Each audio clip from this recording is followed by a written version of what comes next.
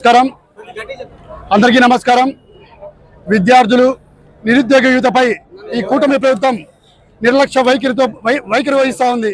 అంతేకాదు వారి యొక్క భవిష్యత్తుతో ఆట ఆడుకుంటా ఉంది. మనం చూసాం డిఎస్సి అని చెప్పనేసి 16,000 పోస్టులు రిలీజ్ చేశారు. గత వైఎస్ఆర్ కాంగ్రెస్ ప్రభుత్వంలో ఒకటే నోటిఫికేషన్ పై 1,25,000 పైచులకు 1,25,000 పైచులకు సచివాలయ ఉద్యోగాలు ఇస్తే ఆ రోజు ఎక్కడా కూడా అనుమానం లేదు, ఎక్కడా కూడా అవినీతి జరుపుకోకుండా రోస్టర్ ప్రకారం ఆ రోజు ఉద్యోగాలు ఇచ్చేది మనందరం కూడా చూసాం.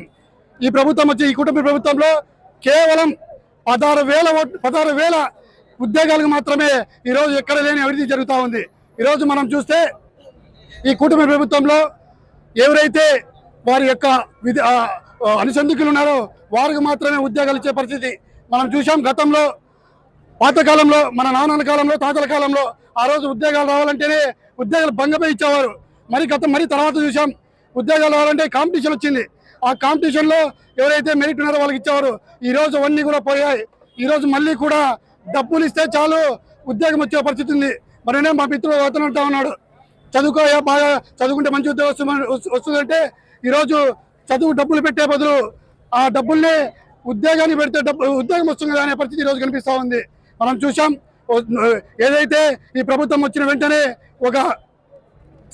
మొట్టమొదటి సంతకం ఈ డిఎస్సికి పెట్టారు. అందరూ కూడా ఆశించారు, టీచర్ అందరూ కూడా మేము అందరూ కష్టపడ్డాం, ఉద్యోగాలు వస్తాయని ఆశించారు. కానీ ఈ ప్రభుత్వం 2 ఏళ్ళు పట్టింది డిఎస్సిని కూడా పూర్తి చేసేకి. 16 నెలలు 2 ఏళ్ళు పట్టింది. కానీ వచ్చిన తర్వాత వీళ్ళందరూ కూడా మెరిట్ పరంగా వస్తుంది అని చెప్పి కూడా ఆశించారు. కానీ ఎవరికి వచ్చే పరిస్థితి లేదు. ఈరోజు ఒకటే చెప్తా ఉన్నాం, ఈ కుటుంబ ఒకటి అడుగుతా ఉన్నాం. ఈరోజు మీరు ఇచ్చినటువంటి డిఎస్సి ఏదైతే డిఎస్సి ప్రకటించారో దాంట్లో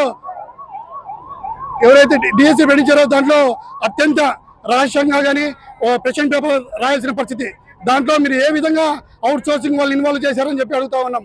అంతేకాదు ఎవరైతే అవుట్ సోర్సింగ్లో ఉన్నటువంటి ఉద్యోగస్తులు ఉన్నారో వారికి ఈరోజు ఫస్ట్ ర్యాంక్ వచ్చిన పరిస్థితి.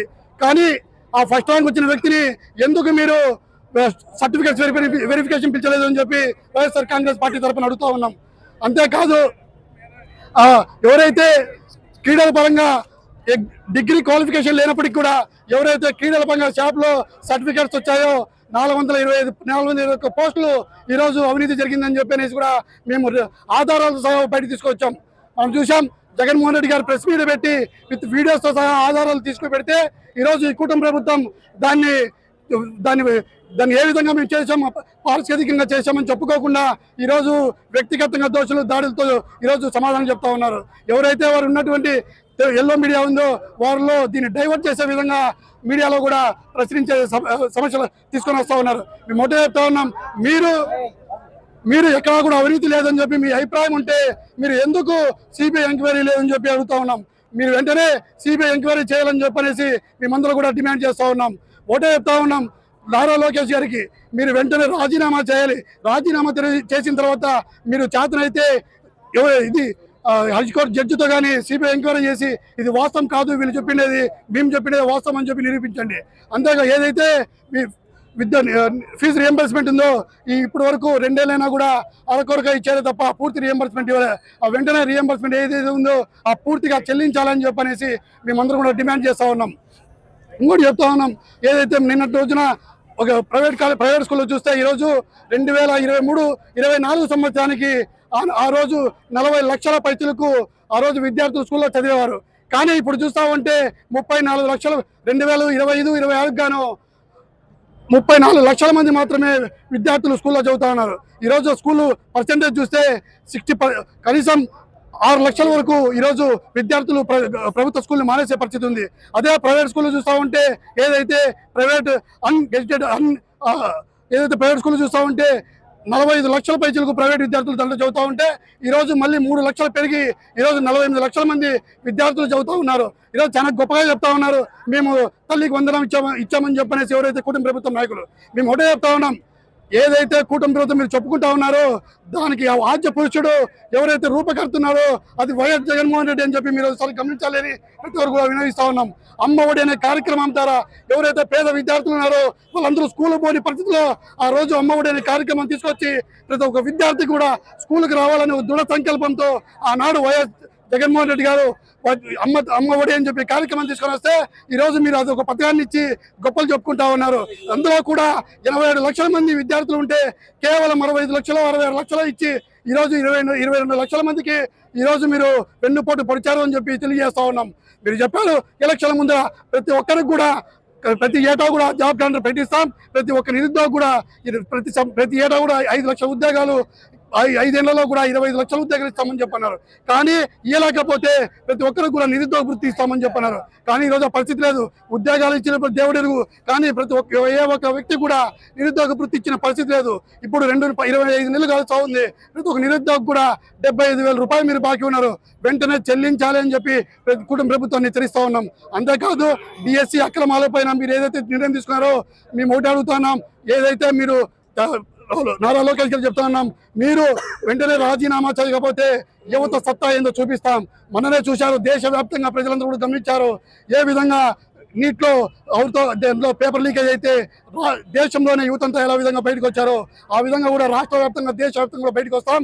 మేము మొదట చెప్తాను, నారా లోకేష్ గారు ఒక మినిస్టర్తోనే అయిపోలే, ఒక మినిస్టర్ రాజీనామా చేస్తే అయిపోయిందని మీరు అనుకుంటున్నారేమో. ఒక ప్రభుత్వాన్ని కూల్చే శక్తి యువజన విభాగానికి ఉంది, అదేవిధంగా విద్యార్థి విభాగం ఉందని తెలియజేస్తూ రాబోయే రోజుల్లో ఈ ప్రభుత్వాన్ని దించే శక్తి కూడా యువజన విభాగానికి ఉందని చెప్పి మీ అందరూ కూడా తెలియజేస్తా ఉన్నాం. దగాపడ్డ డిఎస్సి అభ్యర్థులకు మద్దతుగా వైఎస్ఆర్ కాంగ్రెస్ పార్టీ అధ్యక్షులు జగన్మోహన్ రెడ్డి గారి ఆదేశాల మేరకు ఈరోజు రాష్ట్ర వ్యాప్తంగా విద్యార్థి యువజన విభాగం ఆధ్వర్యంలో ర్యాలీ నిర్వహించడం జరిగింది. మా ప్రధానమైన డిమాండ్ ఏమంటే నీటికి బాధ్యత వహిస్తూ ధర్మేంద్ర ప్రధాన్ గారు ఏ విధంగా రాజీనామా చేశారో ఇక్కడ ఉన్నటువంటి నారా లోకేష్ కూడా డిఎస్సి అక్రమాల పైన బాధ్యత వహిస్తూ రాజీనామా చేయాలి. ఆయన చేసిన తప్పిదాలన్నీ డిఎస్సి నోటిఫికేషన్ నుంచి స్పష్టంగా అర్థమవుతున్నాయి. మీకు ఏ మాత్రం చిత్తశుద్ధి ఉన్నా బుద్ధున్నా రాజీనామా చేయాలి నారా లోకేష్. అదేవిధంగా దీని మీద సిబిఐ ఎంక్వైరీ చేయాలని చెప్పేసి వైఎస్ఆర్ విద్యార్థి యువజన విభాగం తరఫున డిమాండ్ చేస్తున్నాం. ఈరోజు వైఎస్ఆర్సీపీ పిలుపు మేరకు అనంత వెంకటరామరెడ్డి గారి సూచనల మేరకు యువజన విభాగం మరియు విద్యార్థి విభాగం ఆధ్వర్యంలో 4 డిమాండ్ల మీద ఈ రోజు యువత విద్యార్థులు కలిసి ర్యాలీ నిర్వహించడం జరిగింది. ఏమిరా అంటే నీటి పరీక్షలకు సంబంధించి ఏదైతే లీకేజీలు జరిగి ధర్మేంద్ర ప్రధాన్ గారు రాజీనామా చేశారో అదే విధంగా రాష్ట్రంలో డిఎస్సి లాంటి పరీక్ష నిర్వహించి అవినీతి అక్రమాలకు కేంద్ర బిందువు అయినటువంటి మంత్రి నారా లోకేష్ గారు రాజీనామా చేయాలని డిమాండ్ చేస్తూ అదే విధంగా వాటిని సిబిఐ ఎంక్వైరీ కూడా జరిపించాలని డిమాండ్ చేస్తూ రెండవది నీట్ లాంటి ఎగ్జామ్ పాల్గొన్న విద్యార్థులకి సంఘీభావంగా మూడవది విద్యార్థులకు రావాల్సిన ఫీజు రియంబర్స్మెంట్ విద్యా దీవెన వసతి దీవెన లాంటి నిధులు రిలీజ్ చేయకోకుండా ఈ రోజు కూటమి ప్రభుత్వం గుడ్డు సాకులు చెప్తుంది. నాలుగవది వచ్చేసి యువతకు నిరుద్యోగ వృత్తి ఇవ్వాలి. ఈ వీటి మీద ఈరోజు విద్యార్థి యువజన విభాగం ఆధ్వర్యంలో కార్యక్రమం నిర్వహించడం జరిగింది. మీరు ఈ కార్యక్రమాన్ని ఉద్దేశించి నిధులు విడుదల చేయకపోతే మీ మెడలు వంచి ఉద్యమాలకు శ్రీకారం చుడతామని వైఎస్ఆర్ విద్యార్థి విభాగం తరఫున తెలియజేసుకుంటున్నాం.